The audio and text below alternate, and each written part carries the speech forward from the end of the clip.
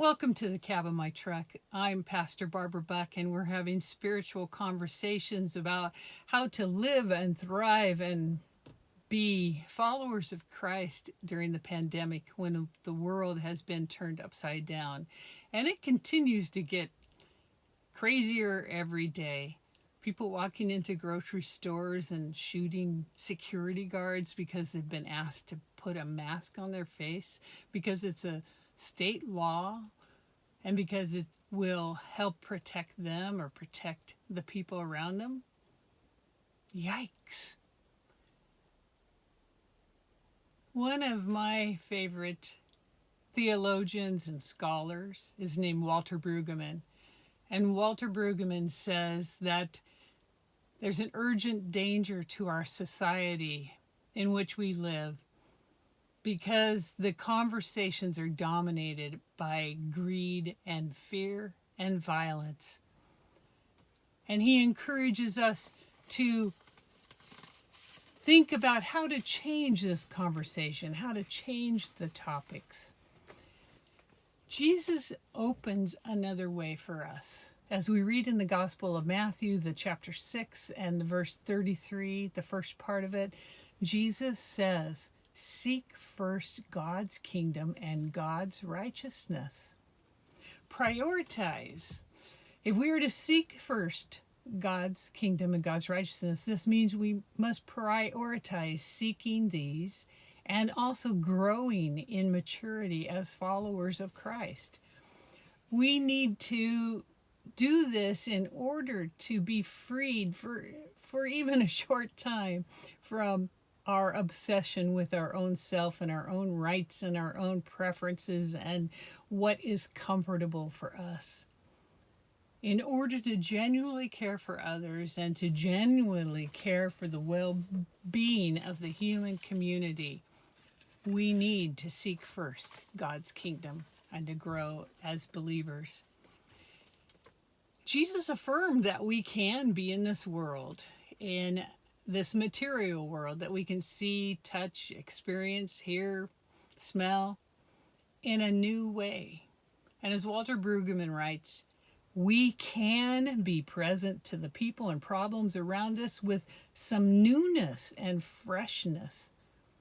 And again, I repeat what he said, there is an urgent danger in the society in which we live, marked by three dominant characteristics: greed, fear, and violence. Well, in the Message paraphrase of that Gospel of Matthew, chapter 6, verse 33, it helps us unpack it, what it means to seek God's kingdom and God's righteousness. And it says, people who don't know God and the way God works fuss over these things, what they need to wear and eat. But Jesus says to his followers, you know both God and how God works. Steep your life in God reality, God initiative, God provisions. Don't worry about missing out. You'll find all your everyday human concerns will be met. And so we can seek God's righteousness and God's kingdom by steeping our life in God reality, God initiative, and God provisions. Walter Brueggemann also challenges the church. He says that the most important role that the church can have now is to change the conversation. To change the conversation from greed to generosity, to change it from fear to trust. And I like to think of fear as false expectations appearing real. That's the needless fear. Fear, we need to change that conversation to trust in God and into our being trustworthy human beings. To move the conversation from violence to peacemaking. Now, Jesus calls us to these.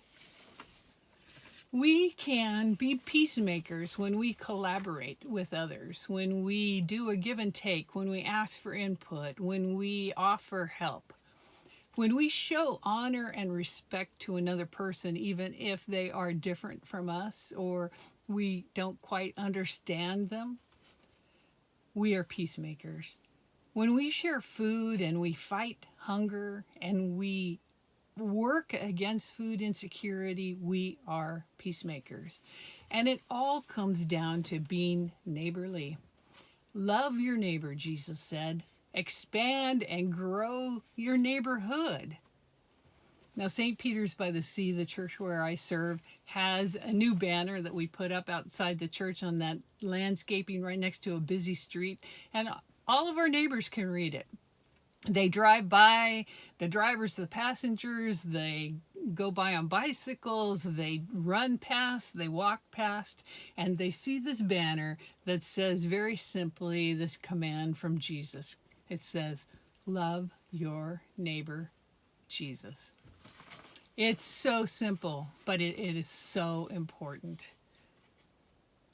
Another way that we are being neighbors is the church has its first ever drive-by drop-off collection of needed food items and needed health hygiene items to share with our partners, Harbor Interfaith Services. We've been in partnership with them for 43 years, and they serve the homeless and the working poor in the neighborhood of Los Angeles City called San Pedro. And it's right on the LA Harbor. In fact, I live in San Pedro. Where I'm recording this is in San Pedro. And so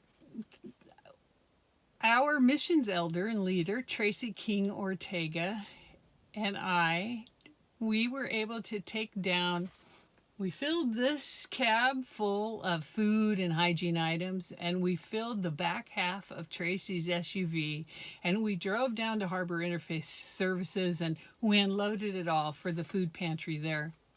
And Martha, the gal working in the food pantry, had said that they've seen an increase of 40% each week over what they've done before. 40% more households are showing up. And she says she's seeing more of the elderly and more of the recently unemployed, ones who have been laid off or lost their jobs, who are coming in because they need the food. We're peacemakers when we share food and we fight against food insecurity. We are being neighborly when we set up a drive-by drop-off collection. In fact, we're doing it again this Friday and Saturday from 10 a.m. to noon, and we'll take even more down to the food pantry. So, my friends, let's be neighborly. Let's put into action what Christ values: to grow the neighborhood, to love our neighbors as ourselves, to change the conversation from greed to generosity, from fear to trust, from violence to peacemaking. And to do this, now here's this the whole bottom line point of this. To do this, we must become mature in our faith. We need to participate willingly in seeking God's kingdom and God's righteousness. We need to allow ourselves to be transformed by the renewing of our minds in Christ Jesus. And as the Message paraphrase of Ephesians, the letter to Ephesus written by Paul the Apostle, in chapter 4, starting with verse 14. Then we will no longer be immature like children. We won't be tossed and blown about by every wind of new teaching. We will not be influenced when people try to trick us with lies so clever that they sound like the truth. Instead, we will speak the truth in love, growing in every way more and more like Christ, who is the head of his body, the church. Christ makes the whole body fit together perfectly. As each part does its own special work, it helps the other parts grow, so that the whole body is healthy and growing and full of love. Well, he continues then in verse 21. Since you have heard about Jesus and have learned the truth that comes from him, throw off your old sinful nature nature and your former way of life, which is corrupted by lust and deception. Instead, let the Spirit renew your thoughts and attitudes. Put on your new nature, created to be like God, truly righteous and holy.